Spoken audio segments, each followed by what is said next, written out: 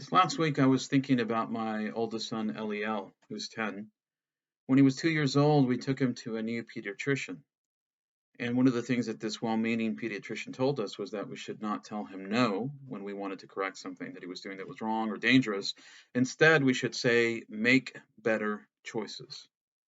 Now, my wife and I looked at each other like, what is this person talking about? I don't know if you've ever had a child who is about to stick a fork or something metallic that they shouldn't even have to begin with into the wall socket. You don't tell them, make better choices. Of course, they don't even understand that for the most part. There may be some kids that do. For the most part, a 2-year-old doesn't understand that type of language. They have to have a firm hand, no, because you're saving their life. Something very basic.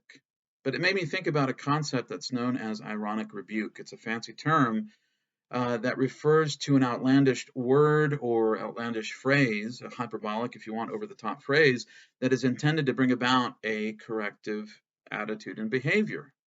It's something that's known throughout the Mediterranean world, certainly in Iberian culture and other cultures. And I'm sure that there are other cultures that I don't know about that have something similar, but it's intended to, in essence, shock the individual into responding. And I know that when I was growing up, my mother of blessed memory was an expert at this.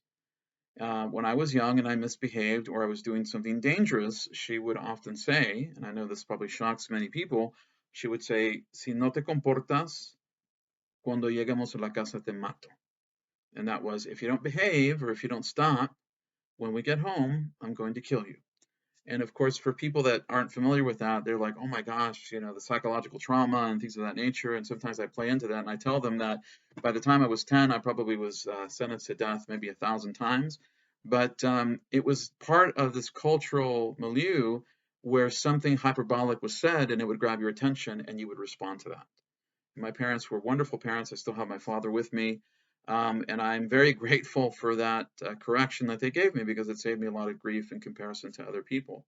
But one of the things I noticed and remembered is that as I grew older, the tomatoes, as I call them, diminished. And instead, we entered a phase of dialogue and counsel and advice and correction.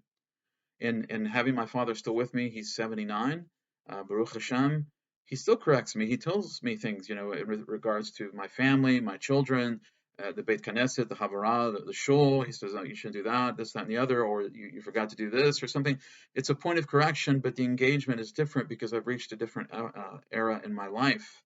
And it's interesting because I see as I mature that engagement is different. And I say all this because in last week's Parashat Chukat, we see, of course, the engagement, the encounter between Moshe Rabenu and Aaron and this new generation, the second generation, if you will, that has come out of Egypt, the children who are struggling with the need for water.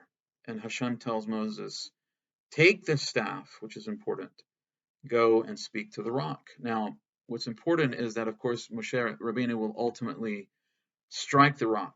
And this is something that angers Hashem, and there are dire consequences for Moses and for Aaron. And one of the things, there are many different commentators, Meforshim, who comment as to what the ultimate sin is, disobedience, or the desecration of God's name in the public arena, or whatever it is that caused Hashem to be angry. Rabbi Baruch Gelman, who I like to listen to, suggested something which I thought was very interesting. He said that generation was a new generation. And the prior generation had been enslaved. That's all they knew. And so, in some sense, the strong hand, if you will, the staff, was something that they could immediately respond to.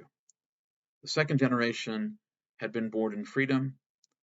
And the opportunity that was lost, according to Rabbi Baruch Gelman's view, was the opportunity to dialogue. The staff needed to be there to show them that authority, that there were standards, that there is something that is immovable. But at the same time, there was an opportunity to discuss. And the lack of that discussion caused an important opportunity to be lost. And in many ways, it may highlight why Moshe Rabenu and Aaron are not the individuals, as great as they were, to lead the new generation into the land of Israel. It's interesting. And it may suggest to us why Hashem ultimately decides that Moshe Rabenu and Aaron are not, their task has been completed. because in many ways they're from this previous generation. They themselves grew up in Egypt, obviously in different circumstances in the case of Moshe Rabenu and Aaron, but their time and their mission is focused in on the time of the wilderness and, of course, the Yetziat Mitzrayim, the exodus from Egypt. It belongs to another generation, the generation of Yehoshua and Caleb and these other individuals who are in many ways exceptions because they're older, but they are tasked with a different responsibility. And so I think the point that I'm trying to convey here is quite simple, is that we should always maintain the staff, the standard. The Torah provides us with clear direction on behavior and things that we should and should not do. But the opportunity to dialogue is extremely important because in our world today, in a world that places a tremendous amount of emphasis on feelings and discussion and the ability to be heard, that opportunity should be taken to engage the individual.